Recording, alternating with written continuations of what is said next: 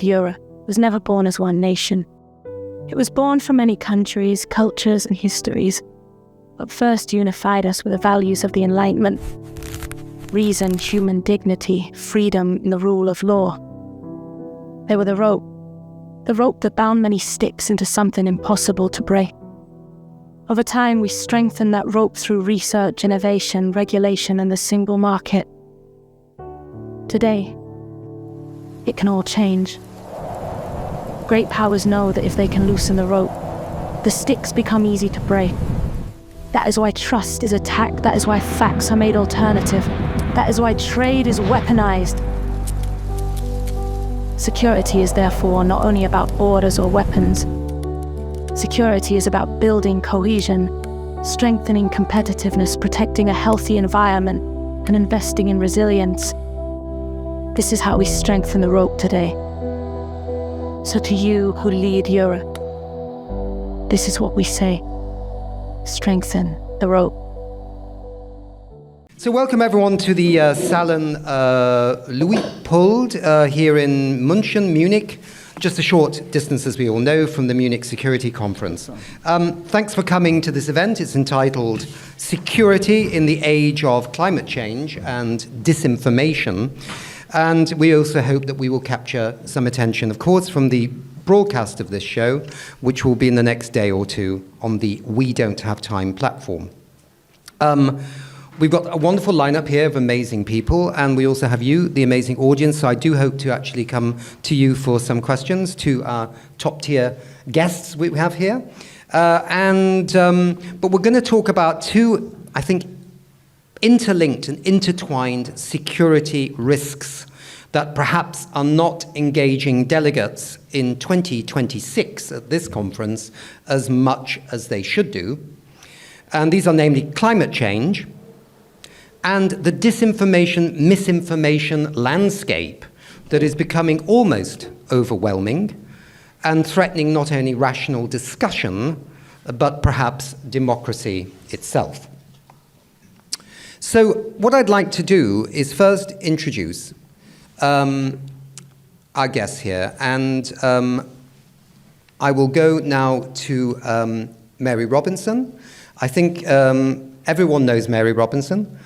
She is the former president of Ireland. She is an elder, and she is also a planetary guardian. And we talked about this before last year in London when I moderated, and you just said, "Stop, Nick. Those are too many titles." So I will stop there, Mary. But Mary, if you don't mind, do you feel that the world is at the moment taking its eyeballs and its brains off this risk of climate security, which used to be quite a big issue for the military all around Europe, the USA, Australia? What's going on? I think it is really important to talk about the climate and nature crisis as being one that should be in the forefront of any discussion on security. But I actually like the link that we're making with the other attack, which is an attack on truth, the misrepresentation, the flooding of the social media with lies, not to have those lies believed, but to have us feel there is no truth. What is the truth? And then the role of AI in being able to totally falsify photographs, denude young girls in an oppressive way, and all we're reading about. What is truth? So we have to protect what I've learned to call our cognitive security. Our cognitive security and our climate security are the two that we're really talking about at this meeting. Mm-hmm. And interestingly enough, because I'm a former High Commissioner for Human Rights, you didn't mention that title, thank you. But I want to actually bring back into the forefront the second last article, Article 29, the first paragraph. You probably, unless you're very immersed in human rights, won't have heard this before, even though you look very informed, very alert, very young to me, you know, very smart. Let's see, because I know it by heart. Everyone has duties to the community, in which alone the free and full expression of their personality is possible. How many of you have heard that before? 1, 2. Thank you, Kirsten. So we in the human rights community have been neglectful because we have allowed human rights to become very individual, and believe me, individual human rights, rights of women, rights of the child, LGBTI rights, all of those are very, very important, but they're not the whole story. There's also duties to the community. If you don't know that you have duties to the community, you yourself don't reach your full potential. Isn't that interesting? And don't you think, now be with me on this, when you give to the other, when you are involved, I'd say a lot of you are involved with the community, don't you feel you get more back? I see heads nodding. You do get more back by being with the other. It's Ubuntu in Southern Africa. I am because you are, the relationship with the other. It's Muturao for those of us who are in Belém, the Brazilian. It's Mehel in Ireland, my country. That's the safe space now. That's the truth. The truth is our relationship with each other and the communities and how. If we work it this way, we can enlarge.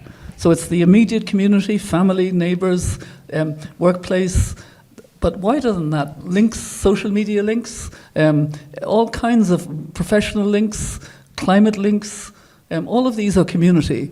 And then we have the global community. Mm-hmm. So I think we're in a position where we actually need to fight for the truth and also to highlight that it is in our relationship with each other that we have to go forward and combat and bring to the fore the climate and nature crisis. Sorry, that was a bit long. But yes, but Mary, just briefly, I mean, there was a paper that came out just before the Munich Security Conference from Professor Johan Rockström of the Potsdam Institute on Climate Impacts, the very famous scientist that deals with planetary boundaries, and also the Icelandic environment minister, warning of the failure of this transfer of heat from the Arctic down south and back again. I used to know it as the North Atlantic Oscillation, but there's a new word for it now, which is called AMOC. And people have theorized about this failing for a long time, but the new science seems to show that its risk of at least slowing down, but also of collapse, is now becoming far more real than anybody ever dreamt of. And the consequences for the feeding of people in Northern Europe, the consequences stretch far and wide. And this is, if you were in an army, you would say, this is a very risky thing, we must fight it, right? What do you think? I mean, this is not being paid attention to by the people in this conference. The AMOC is extraordinarily important to Ireland because it comes just along the Atlantic coast and it's responsible for our benign weather. Yes, we have too much rain and people complain about it, but my goodness, we're quite lucky that we have this benign AMOC. And the fact that it is in danger, as the coral reefs are, as the Amazon is becoming. I mean, we are in this critical security phase where the climate and nature crisis should be the predominant concern because it's a concern about the future of all of us. Yet it is peripheral to this Munich Security Conference. There are some panels within the circle, but they're not mainstream. Yes. It's wars and, you know, it's geopolitics and nuclear power, and wars. Mary, thank you very much indeed. Let's now go to President Santos, the former president of Colombia, Juan Manuel Santos. He's also a Nobel Peace Prize winner and a climate action advocate as well, chair of the elders, I think, right now, and you're also a planetary guardian. So maybe a similar question to you, President Santos. You know, where do you see leadership in this world coming from on this issue of climate change and security? Well, thank you very much for the invitation and for this opportunity. Well, unfortunately, I don't see very much leadership right now on trying to put the existential threat that we have climate change in the top of our priorities. Unfortunately, people are distracted and leaders are distracted with other issues. And so climate change has, in a way, lost importance in the world opinion and in the political will to fight it. And this is something that we have to try to reverse, because we see every single day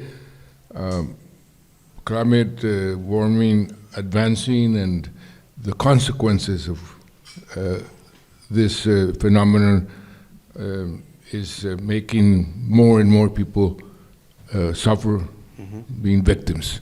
Now, we are in a Munich security conference. Climate change has a lot to do with security, because what we're seeing is that the consequences of climate change are generating conflicts around the world. The displacement, the people avoiding the hardships of climate change are generating conflicts around the world. So this, from the security point of view, has to be also addressed, and addressed with much more leadership that not only takes into account the scientific world, but also takes into account the consequences of individuals and governments. There's an idea which I would love to see implemented of governments as, for example, and I had in my government, a chief financial officer who, in a way, told me and the government the fiscal consequences of every decision. We should have a chief scientific officer which will tell the governments the consequences on climate of each decision that governments take. Something audacious and bold like that is what is needed, because what we're seeing right now are even deniers who are attacking any initiative that is trying to address climate change. You see it in the U.S. administration. Every single institution that has climate change in its objectives is being abolished. Exactly. And this is suicidal, and I think this is something that we have to address. Going back to the Munich Security Conference, I want to share with you very briefly an anecdote.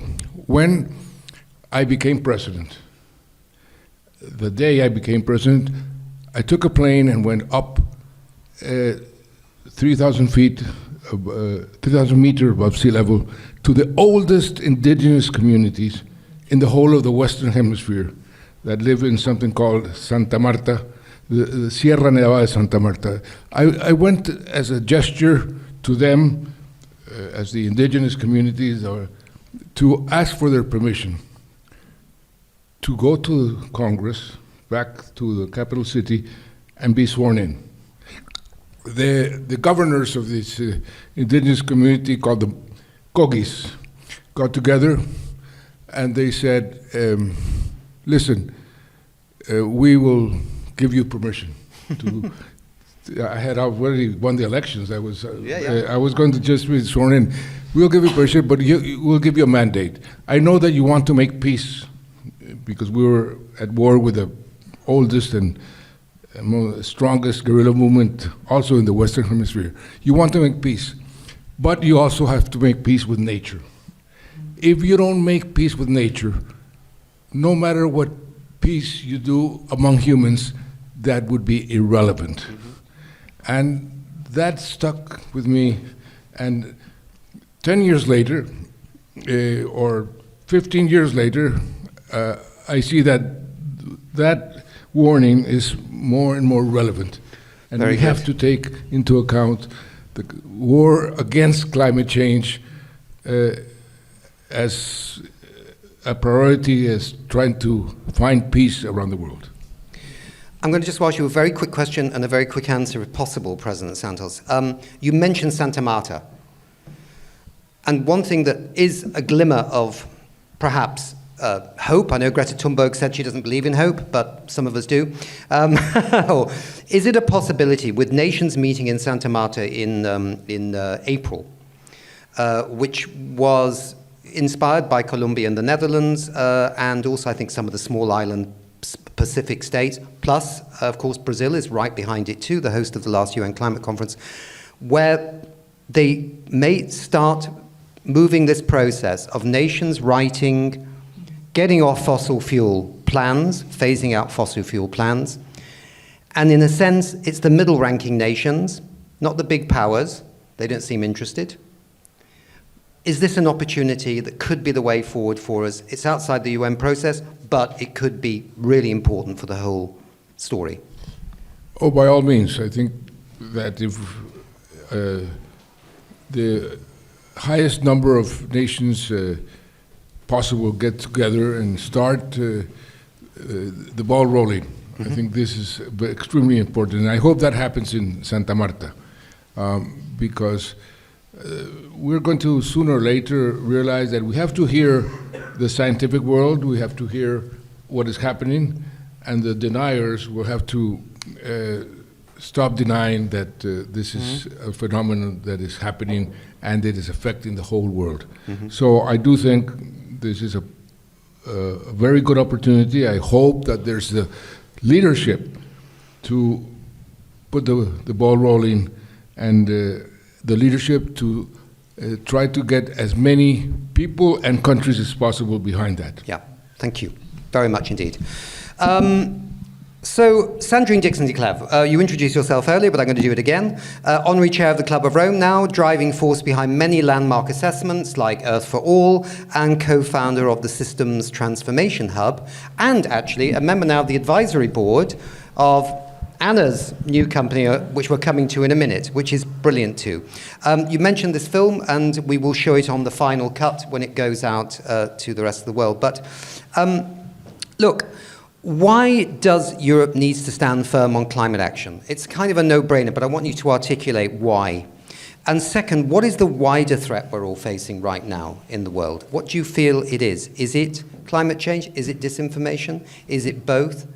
Is it about democracy? Frame this. What are we facing right now? Not just in Europe, but the world, actually. Can I have your mic? Yeah. Watch that glass of water. I don't know what it's going to do. Thank you, Nick, for that doozy of a question, and how wonderful it is to be with such esteemed former presidents. I mean, it's quite extraordinary. You spoke about the incredible wisdom of the indigenous people. I want to highlight again that both of you are part of the elders, which for many of us are the constant guiding light of what it means to be a true elder and also what it means to be a human on this planet. So I just want to put that forward. Let me continue with saying that to your question, Nick, as a systems thinker, it's all linked. And we cannot disassociate climate change from defense, from peace, from human values, from human security. It is all absolutely interlinked. And I think what we're seeing today is the erosion of a series of fundamental values that we as a community and many of us as citizens took to be truths. One was the rule of law, which is being eroded very rapidly as we speak in the United States, but is here as well. And what we're trying to do through the System Transformation Hub is actually unpack those patterns. The patterns are that while we are losing out on digital sovereignty, 80% of our data is being held by the United States. By the way, Trump could decide, oh, those nasty Europeans, let's just get rid of their data. And while he does this, he can continue to get rid of our climate data, which he has been doing as well. He is also attacking the very essence of our evidence base and our science base systematically. But this is happening at a pace which many of us are not noticing at the European level. Through the European Commission that has just recently been put before the European Court of Justice, because actually American companies have lobbied so heavily and there has not been proper due process in terms of our own European laws.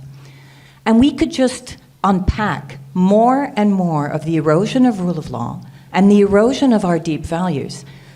You can bring it then to the elections. We are systematically seeing capital flows from the United States and from Russia, which are moving into populistic governments and again, undermining our democratic processes. So yesterday, there was an unbelievable transgender woman who actually spoke here below, who is the first trans representative inside the US Congress. And she said, we as the LGBTQ community are the first to see the erosion of rule of law. But she said, now we are seeing multiple erosions. And so my warning to all of you, she said to the audience that was out there, be careful what you wish for. Remember what you stand for. Complacency is complicitness. What we have built can be torn down very quickly. The security issues that we are actually facing are climate security, human security, democratic security, our regulatory security and rule of law, and they are multiple. Now that might seem huge, and it is complex, but I think that we have so many solutions to this. Using our voice, both through democratic processes, but also ensuring that we put in place the right mechanisms to enable us to take full control of our data back, to ensure that the way in which we purchase goods, we do so both in an environmental and climate-friendly manner, but also we start to buy European, which has, again, a double solution of enabling us to reduce our carbon emissions and also to ensure that actually we bring ourselves back to some level of sovereignty. But let me finish with this as President Santos is here. This is also the moment where Europe can stand proud alongside other nations who believe in similar values and use this as a moment to build new partnerships that go beyond our colonialistic past and enable us both to address development in a very different way. Because the last warning is very clear. Our development aid has been cut by 50% in almost every single country.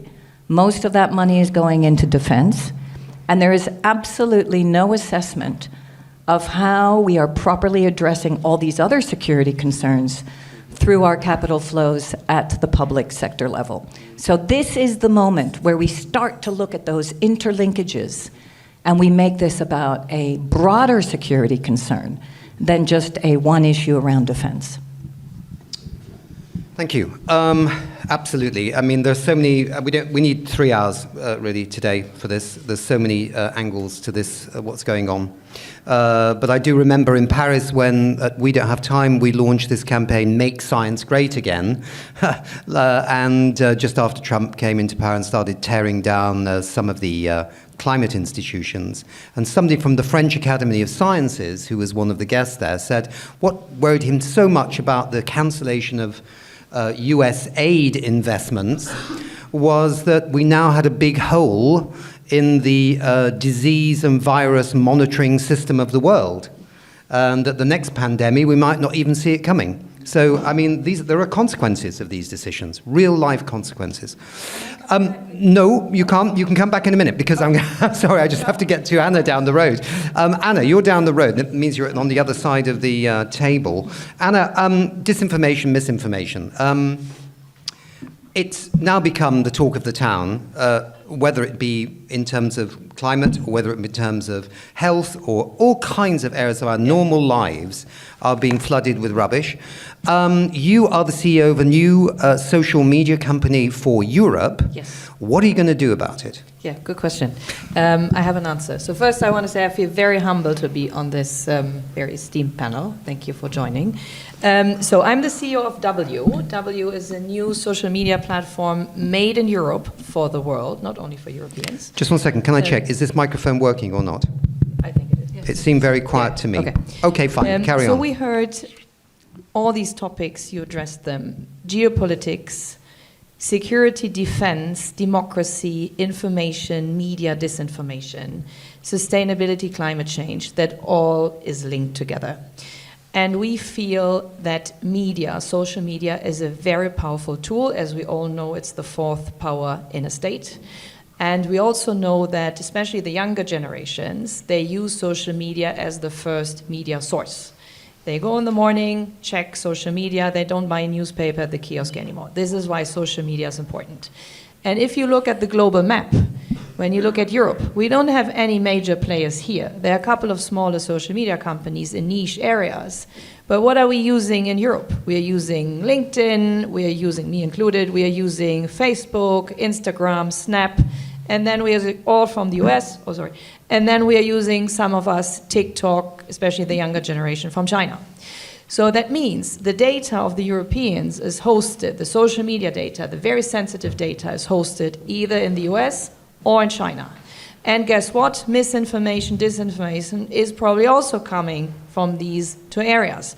So, and this is why we feel, especially in times of geopolitical changes and frictions, we need to be more sovereign in Europe, and we need to have an own social media platform.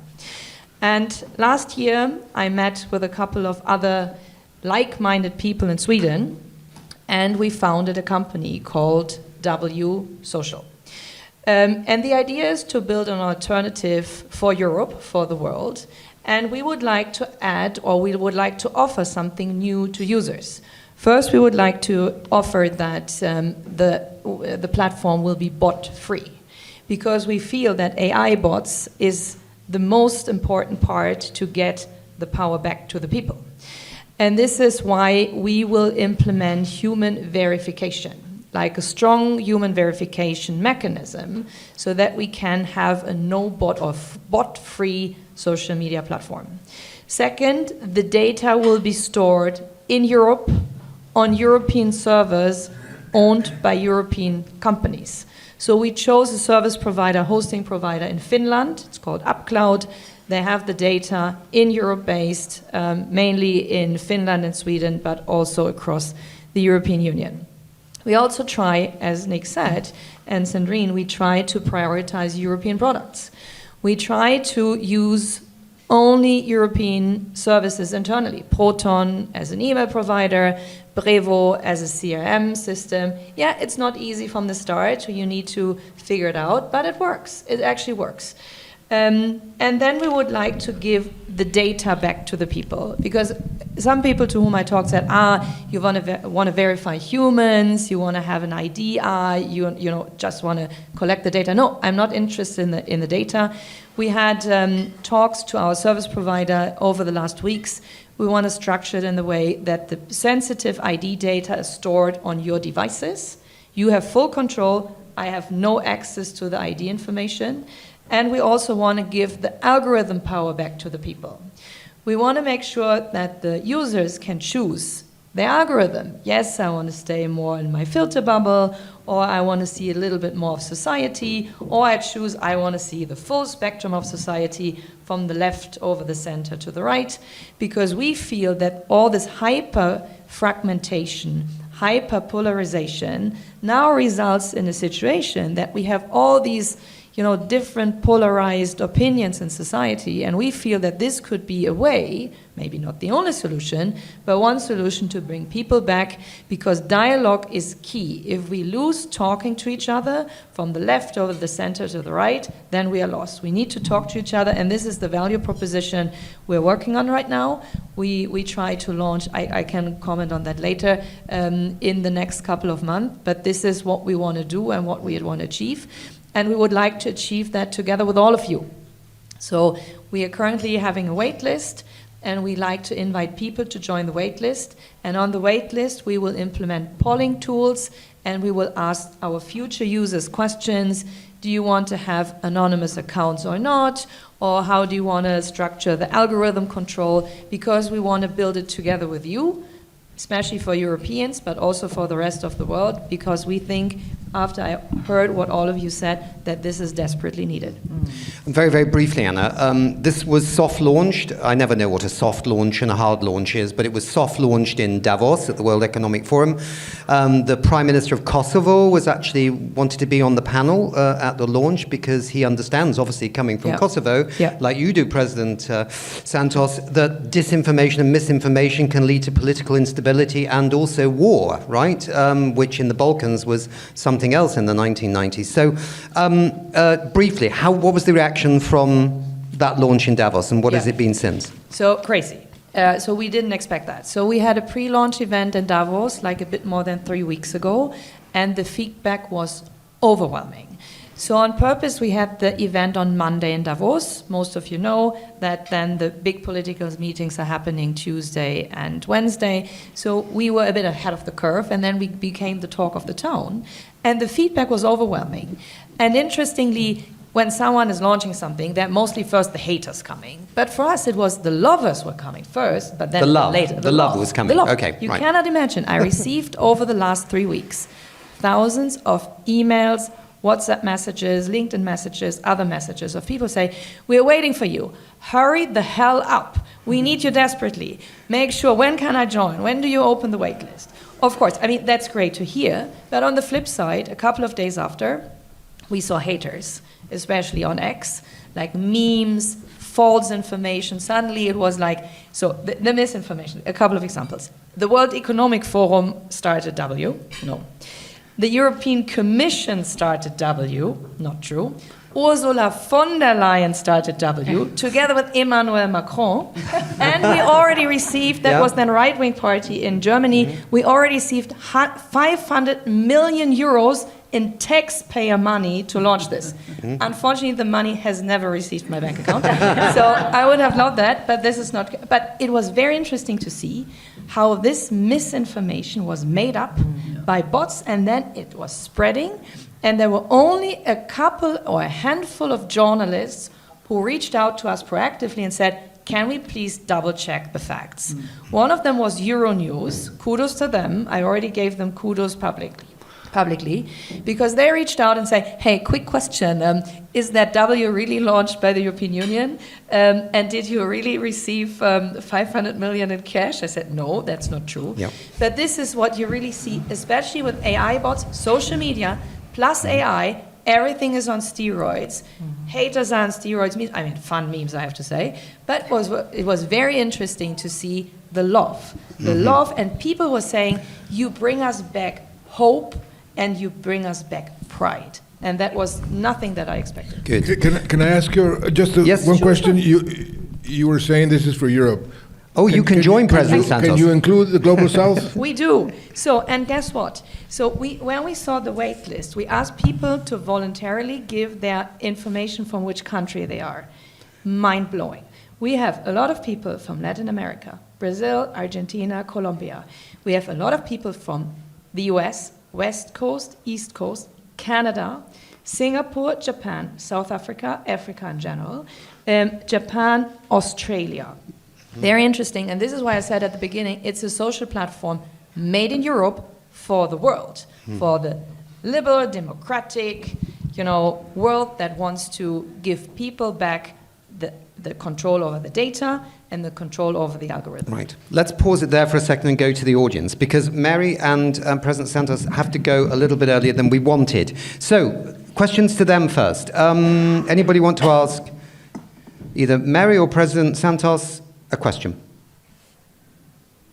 Oh, come on, don't be shy. Oh, come on, surely somebody can. This lady here. I will just ask, you can hear me, right? I think it's linked to the question of the business model for social. And Mary and President Santos, how might a country, on the assumption that this is a not-for-profit for benefit, like a B Corp structure, that this is a platform that does not seek to extract value, how might a country engage with something like W?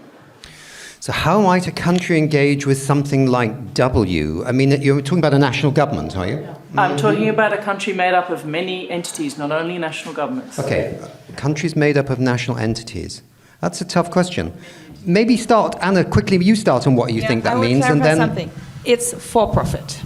We chose to be on purpose for profit because this is why we can attract investors. And we want to make money at the end, but we have the long-term goal. It's not short-term driven, like quarter by quarter. And we want to do it in a sustainable, responsible way, and we want to be compliant with European laws. So, of course, there will be advertising on the platform, but in a responsible way. And we would like to give users the power that they can decide which data they want to share with us.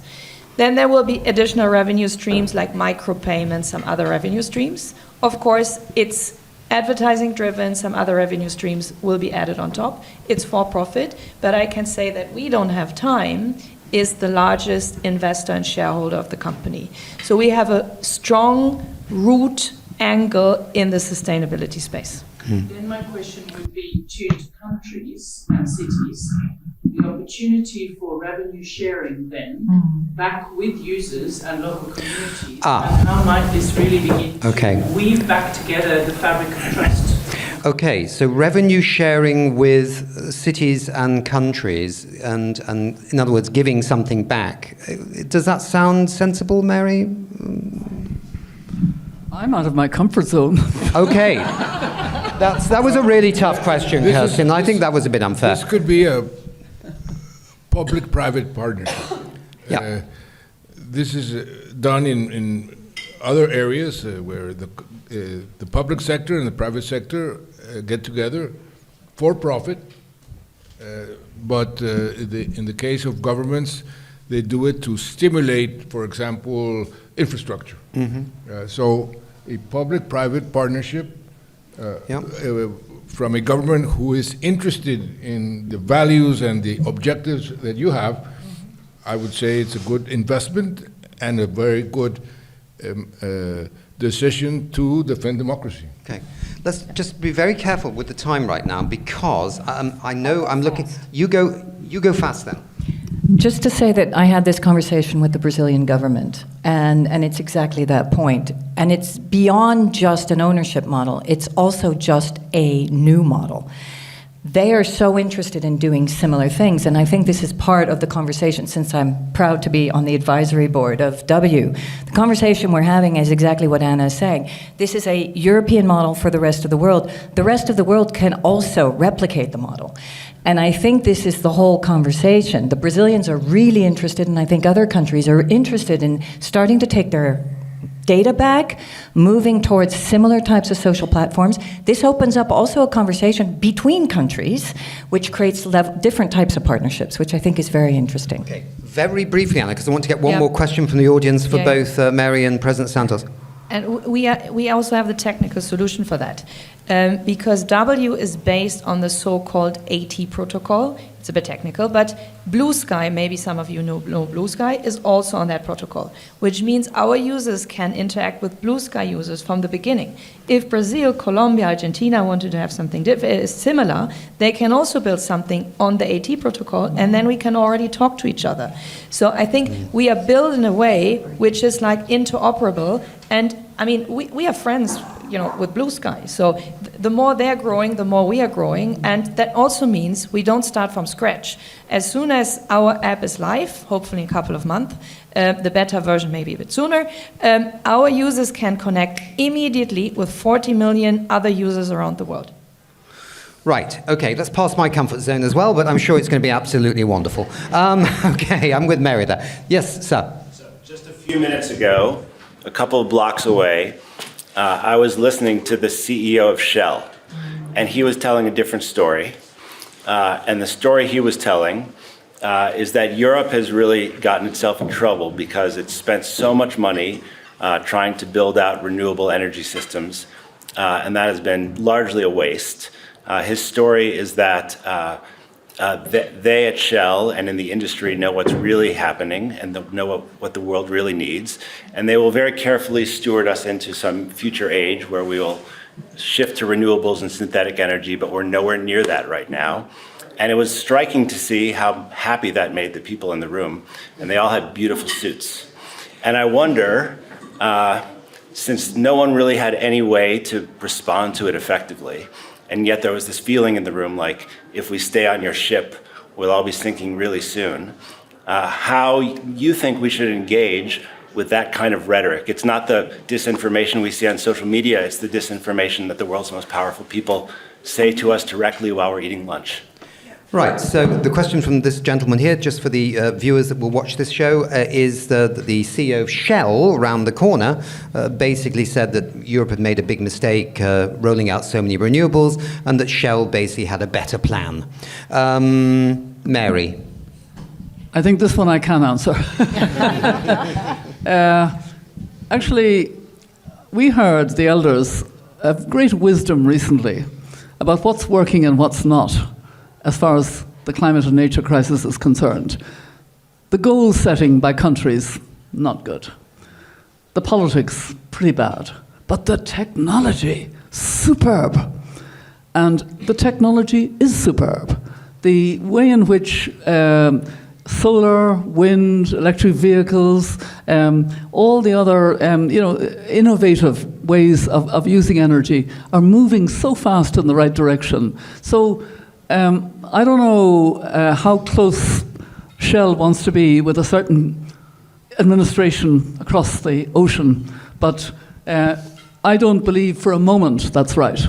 The technology is absolutely there. And interestingly, I've just come from India, from the Self-Employed Women's Association, the poorest of the poor. They are greening their villages with solar panels. They are moving so fast. They are using sophisticated health thing to test the health in heat. They are getting heat insurance, insurance for climate shocks. I mean, the movement, I think we need to incentivize as far as we can that moving rapidly into renewable energy becomes affordable. It's the affordability problem. That's the problem. We need to make it affordable to everybody to move rapidly to the clean energy, which is becoming so much cheaper and so much better. I mean, that's what I like about the Columbia conference, if I could just say that. We're going to be talking about a just transition. The world hasn't properly talked about just transition. There's two kinds of just transition. A just transition out of what's harming us, and a just transition into the future, into the clean energy. It's a double just transition, and we need to really work it out by region, and then within that region by country, and talk about it with that excitement of the fact that if we really crack this, we have to move much faster, and we have to move much faster because we have to solve the climate and nature crisis. And it's the technology that's going to drive it. And I mean, Mr. Shell, I just disagree. President Santos, can I just note just a second before you do that, because they have to go, but President Santos, can I ask you quickly? Your country has fossil fuels, and I don't know if you have Shell in Colombia, but if they came to you with that statement, what would you do? Would you send them with a fly in their ear? Would they say, I'm sorry, you're on the wrong side of history? Get out of my country? Well, this is one of the big challenges we have right now. The power of the oil companies, their narrative, and the reality of countries that depend right now on fossil fuels. How fast and with what help can they make the transition? What Mary was mentioning, do it with justice. This is a very important word. And how do you do it? This is one of the big discussions we have right now. But to one narrative that is the oil companies' narrative, you have to put another narrative that is more convincing and more real in order to counteract it. I've got it. You and Mary have to go. Thank you so much for being with us.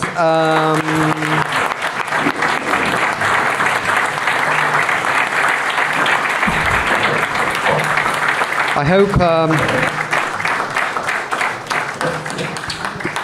we're going to have just a few more minutes with our other two guests, and then we'll be wrapping up. Thank you, President Santos. That's absolutely fantastic. Mary, thank you very much.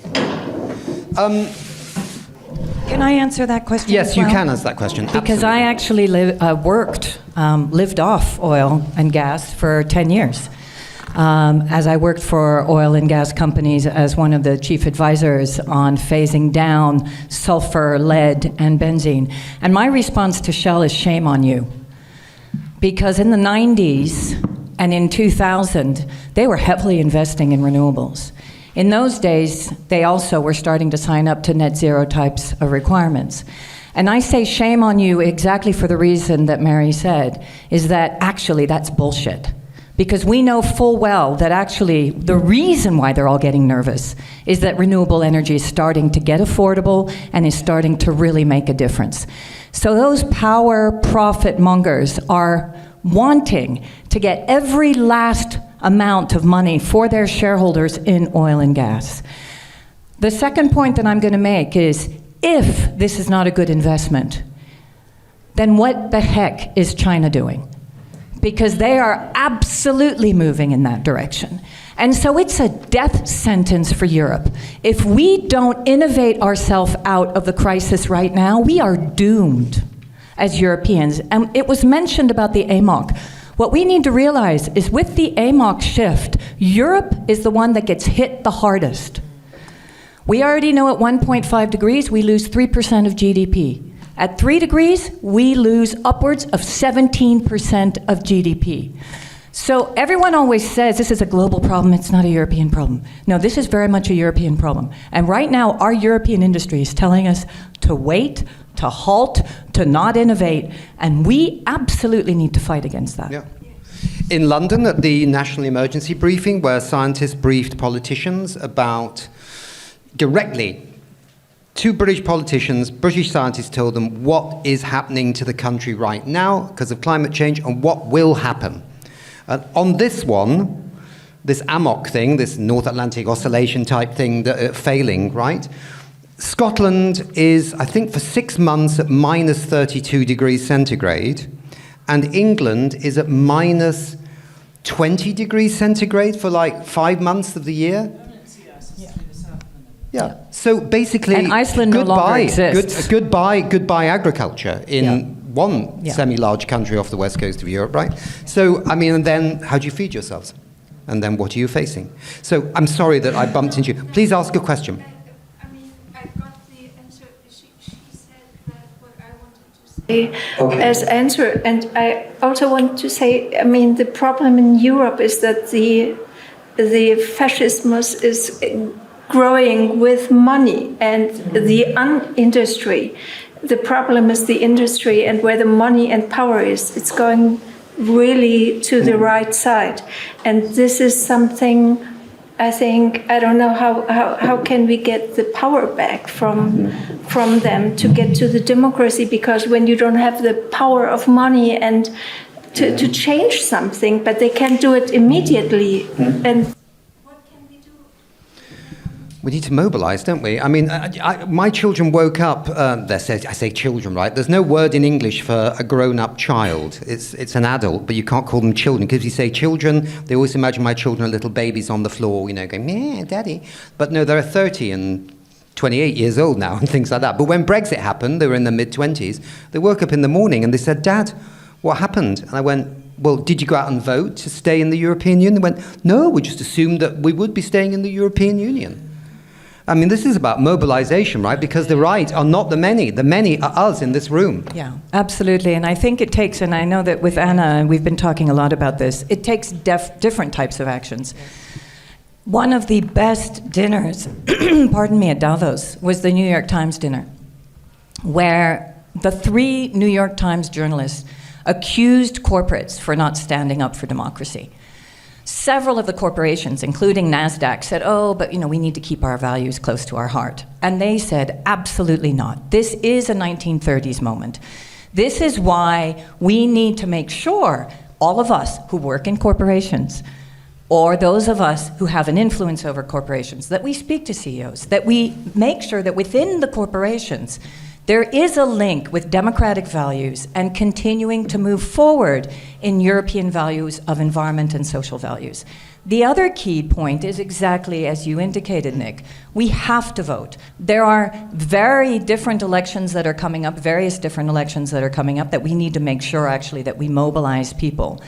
But maybe the last point, and that's why I made that little film. And it's a tiny little project, personal project of my own, because I have in my head the voice of my grandfather saying, don't forget history. And that little project has also gone viral. Why? Because we forget to think that we're Europeans. Because our governments are telling us that we're French, or we're German, or we're Hungarian, or we're whatever. At this moment in time, we need to unite as Europeans, because what the United States is doing and what Russia is doing, and even China, is trying to break us apart. And that's why we need to strengthen the rope and stand with courage as Europeans, because we built Europe together, and they're trying to destroy it. Anna, very briefly, and then we'll take a question from the back. I fully agree with you. We need to reunite, and we need to bring people in Europe, but also on a global perspective, who wants to do the right thing together. But I think things have changed. And we didn't expect that we feel such a momentum. So the emails that I'm receiving on a daily basis, they're at parts very political, like, you give us back hope, you give us back perspective, how can we support? It gives me the chills. A guy reached out to me and said, I want to enter Czech Republic. One person said, we can bring the Baltic states. So it's not that people say, oh, I would like to sign up, where's the button? People are thinking, not only I want to bring my friends and family, they're thinking about countries. And this is I feel there's a movement. We maybe jumped or we felt a movement early on, but I think it's about motivation, bringing people together, doing the right thing, and I think together we can make a change. And I feel it's just the beginning, so it's happening, and I feel very, very positive about it. You'll have to speak up because we haven't got a microphone, so if you can use your big, tall, big voice to blast across the room, please. Yeah, I'll do my best. Question to Anna. First of all, really love the work that you're doing with W. Thank you. What kind of state do you want to bring? What kind of state do you want to bring? Sorry, I was just joking. Do you want to bring Germany? You can bring Germany. Okay, good. Well, let's bring Europe. Okay, good. We like that. Okay, good. But I love the work that you're doing. One thing you said about Davos, that there was this misinformation about European Union invested, or Macron and von der Leyen behind that. Yeah. I actually think it would be fantastic if those were if those were the truth, because I think that's how we should think about it to make it really possible. I would love that. Wondering how can or are you in contact with these kind of leaders to sort of replicate what Trump was doing with True Social, moving away from Twitter and just posting all his bullshit on this new platform, partially because he wants to make money, but partially everyone outside True Social to make von der Leyen, Macron, Merz, everyone else be on your platform to promote these messages. Of course. We cited there. Is there a way to get that? We have a plan. So thank you for saying that. Of course, I would love to get 500 million euros from the. Don't get me wrong. We are also applying for European grants on a slightly smaller scale, I have to say. But we are, of course, in contact with the European Commission. We are in contact with different governments. You saw the panel earlier today, because we want to create this momentum. We want to grab the momentum. I feel we need to pick it up from the street. And of course, there's a top-down and a bottom-up approach. So the top-down approach will be as soon as the app is ready and we can bring in people not only to the waitlist but to the full working app, to get the politicians in Europe, because they shall post on us and not on X. They can stay on X, but they shall give us the content like 1 hour before. That would be amazing. So there will be top-down approach, but also bottom-up. Like, people shall spread the word, sign up to the wait list, invite their friends and families. Because what we are seeing, the wait list is growing. We spent zero money on marketing yet. only speaking on panels, going to Davos, to Helsinki, to Munich, and to Stockholm, and soon to other conferences. Only by this, the wait list is growing exponentially, like a couple of thousand more users every day, which is incredible. But I agree with you, we need to talk more to politicians. I mean, I officially started this job 1st of February. I'm not even 2 weeks in the role.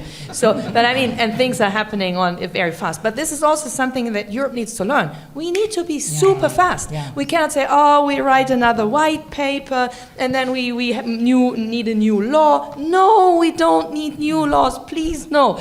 So, but we need to be fast, and we need to pick up the phones, talk to our friends, and do something. Can I just add to that as well? Okay. We need to be fast and strategic, because both we don't have time, and I know also W, as you said, got negative bots. You also had some of your data taken down in certain places. Just yesterday, I was informed by Meta and Instagram that they wouldn't actually show my film in a heightened level. We will show your film on Instagram. So it's, I mean, and this is a completely innocuous film, just saying people come together. This is not accusing anyone, but it's been labeled as political. So all I'm saying is, we do have to fight back as well. We have to be strategic, we need to be fast, we need to be smart in the way in which we move forward. Mm-hmm. But also bold. We also need to be bold. I just have to add to that, because it was very funny, but it was either at the Glasgow UN Climate Conference or whatever, that X, was it still Twitter then? I have no idea. Anyway, whatever it was, actually tried to take a stream that we had on that social channel down on the grounds that the phrase climate change was too political, which was very interesting.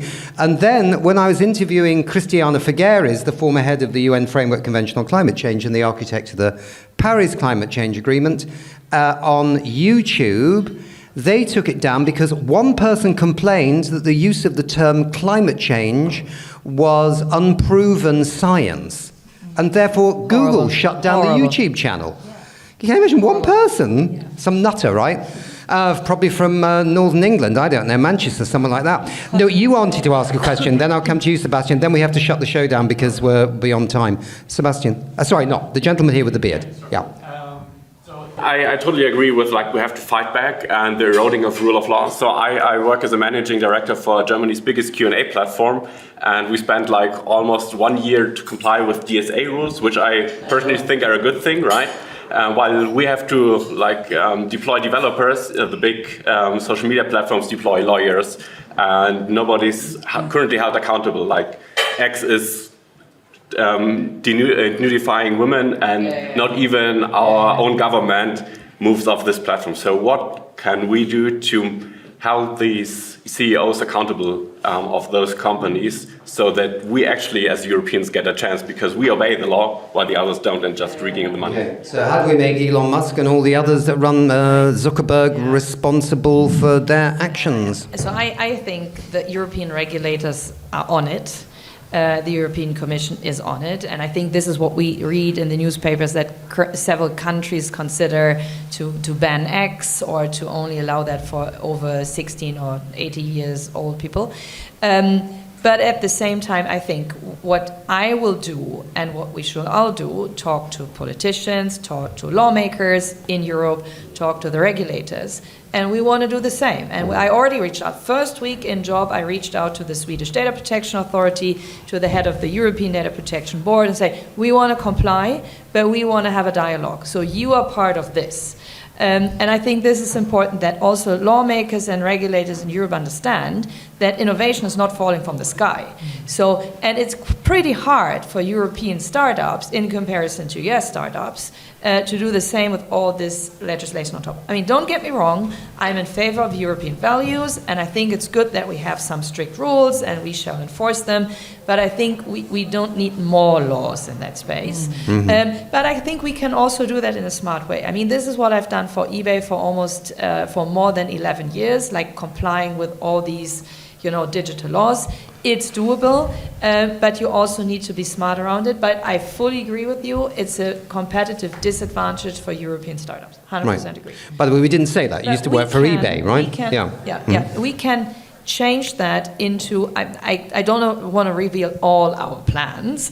You might see that in the media at one point. We would like to flip this into our business advantage and, you know, for their US big tech disadvantage. There are some ways how you can use these laws in a smart way to flip the narrative a bit. I don't want to reveal too much, but I mean, we have been thinking about that a lot. We're going to take one last question. So, Sebastian. I say Sebastian because I know him, so I can say his name, whereas I don't know all the people. Yeah. Wonderful. Thanks, Nick. Sebastian from the Global Commons Alliance. Just building on this wonderful conversation. Thanks, first of all, for the conversation. One question in terms of that you mentioned earlier, Anna, in terms of how can we make sure we're not staying in our echo chamber? I have an answer. Okay, good. So how do we make sure on W, but also in this group, that we're opening up the conversation and bring in the CEO of Shell and others as well? Yes, good idea. So as a first thing, I brought together the advisory board. We have a pretty big advisory board, 15, almost 20 people. Sandrine was one of the first people we asked because we are very much rooted in sustainability. But on purpose, I brought in politicians from different political, couleur, to the advisory board. So we have former ministers from Sweden, Social Democrats. We have Philipp Rösler on the advisory board, former German Vice Chancellor, libertarian and member of the Merkel government. We have people from former Google, ex-Google people, ex-PayPal, but Europeans from different. We have a former UK regulator for information integrity, Liz Denham. She is UK, but in Canada. So we try, and it's not over yet. So we will add more people to the advisory board. We also will add ambassadors, and it's important for me to add people from different political parties, different business areas, different tech areas, different areas of civil society, because we want, exactly as I said, we don't want to stay in our echo chamber, because otherwise it's not going to fly. We want to have everyone on this side. If Donald Trump wants to have an account, he gets an account, but then he needs to verify as a human. He needs to stick to that's going to be really hard, isn't it? Yeah, that's going to be hard to verify as a human. Yeah. But I want to be we are rooted in sustainability. But we want, and if Shell CEO wants to join, he can join. But then also he needs to verify. And then we will also implement some measures. I don't want to reveal too much right now, to make sure or to incentivize true facts. Because this is so bad. What I've seen over the last 2 weeks, all this misinformation and BS that was out there. So there will be some measures, and we're also talking to service providers that can detect misinformation campaigns. So there are service providers already fighting back, and we try to bring all of them together. And I mean, you are invited to join the waitlist. We soon start some polling, like what do you want to see, how do you want to shape the community, and then we take the feedback, and then we start. Or we go as we improve as we go. Well then, so I think we have to wrap it up there, but I hope you enjoyed it, learned something, stimulated, as some people say, by this conversation, and we could talk a lot longer, but great work that you're doing, Sandrine, great work that you're doing, Anna, and maybe see you again sometime. Bye. Thank you.